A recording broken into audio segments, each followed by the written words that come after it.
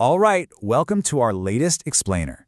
Jump right in with me here, because today we are tracing the echoes of a single word, just a single name really, across time, to see exactly how it connects four vastly different eras of human history. Seriously, think about it for a second.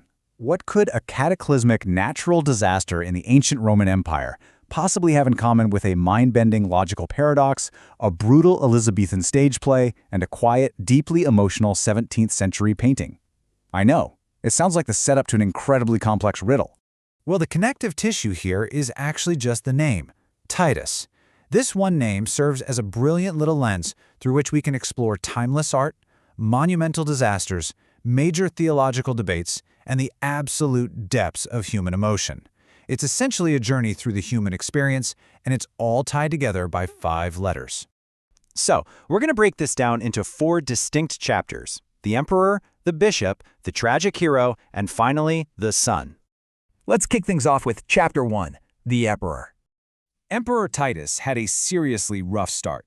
His incredibly brief reign was marked almost immediately by utter catastrophe. Barely 2 months after he took power in 79 CE, Mount Vesuvius violently erupted. Now, according to the eyewitness account of Pliny the Younger, who was stationed about 19 miles away across the Bay of Naples at Misenum, the morning of August 24th actually seemed completely normal. But by 1 p.m., the volcano exploded, throwing up a massive high-altitude column. And by the very next day, deadly pyroclastic flows were sweeping down the mountain, completely altering the landscape. To put the sheer scale of this into perspective, 1.5 million. That is the number of tons of pulverized pumice and molten rock Mount Vesuvius was ejecting every single second. The thermal energy released was literally 100,000 times that of the Hiroshima bombing. It was an apocalyptic event right in the middle of the Pax Romana. And the devastation itself had a truly horrific duality. On one hand, you had ashfalls, which claimed about 38% of the victims in Pompeii, primarily by crushing them beneath collapsing roofs. But the majority faced something so much worse. The other 62% were hit by pyroclastic surges.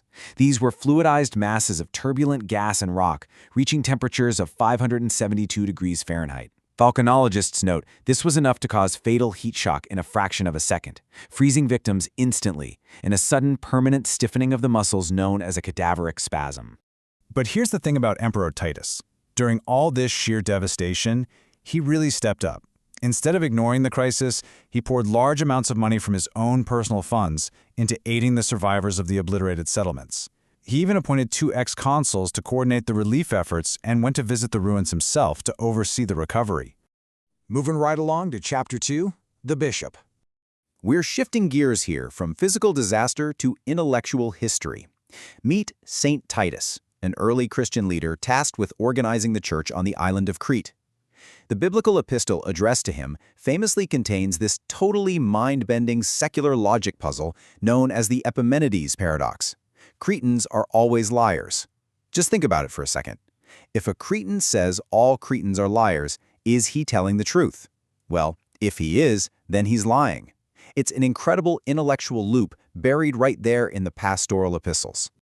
Now, looking strictly at the historical source material neutrally, there's actually a massive debate over who even wrote this text to Titus. On one side, the traditional view holds that the Apostle Paul authored the letter, perhaps dictating it to a secretary, an amanuensis, like Luke. But on the other side, some critical scholars argue for a pseudepigraphical view, meaning it was written under a false name. They suggest the vocabulary and style just don't match Paul's authentic letters, proposing instead that it was written by an anonymous author sometime between 80 and 100 AD. Regardless of where scholars land, the Epistle to Titus remains an absolutely foundational text for organizing early church leadership. Okay. Let's jump forward to the 16th century. For Chapter 3, the tragic hero.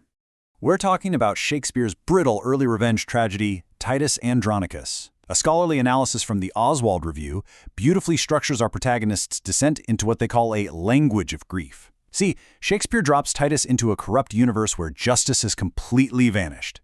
At first, Titus tries to use basic speech to plead for his family, but his cries go totally unheard by the Roman tribunes.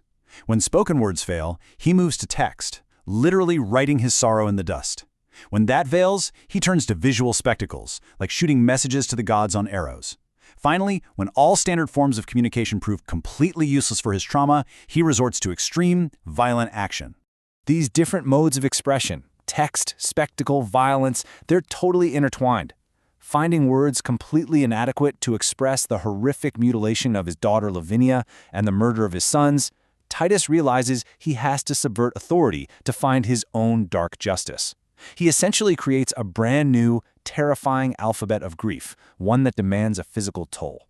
And man, he forces the world to feel his unquantifiable pain by turning that visual spectacle outward into a truly horrific final act. Borrowing heavily from classical mythology, specifically the story of Progny, who fed her treacherous husband his own child, Titus murders the sons of his enemy, Queen Tamora, bakes them into a pie, and feeds them to her at a cannibal feast. Yeah, it is a terrifying testament to what happens when human suffering finds absolutely no outlet in language or law. Finally, we arrive at Chapter 4, The Son. We're slowing things way down now, transitioning to a much more intimate 17th century scene. We're focusing on Titus, the beloved son of the master painter Rembrandt. The incredible late-career portrait we are looking at brings us face-to-face with a father's profound love. It's currently loaned from the Rijksmuseum in Amsterdam to the Wadsworth Atheneum Museum of Art in Connecticut, and it's actually been over 50 years since this specific piece was on view in the United States, making this a really spectacular opportunity to examine Rembrandt's late genius. You really have to understand the immense pressure Rembrandt was under when he painted this back in 1660. He was recovering from a devastating bankruptcy and desperately trying to revamp his painting business. Yet, during this crucial moment of personal and financial crisis, he doesn't paint a lucrative commercial commission. No, he paints his teenage son, Titus. He used his signature exploration of dramatic light and dark, chiaroscuro, to express deep, resonant human emotion. Right in the middle of financial ruin, Rembrandt found a quiet form of artistic salvation. Titus, in a monk's habit, captures his son with such a gentle, dramatic intensity. Unlike the roaring volcano, the intense theological debates, or the bloody Shakespearean stage we've explored today, this particular Titus represents a quiet, intimate resilience. It's a deeply personal masterpiece that still profoundly moves us centuries later. And that brings us to our conclusion.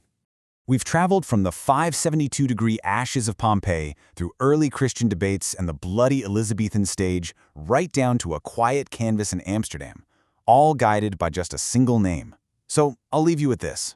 When you look across that vast expanse of human history, which of these snapshots of Titus actually resonates the most deeply with you? Is it the emperor who funded disaster relief?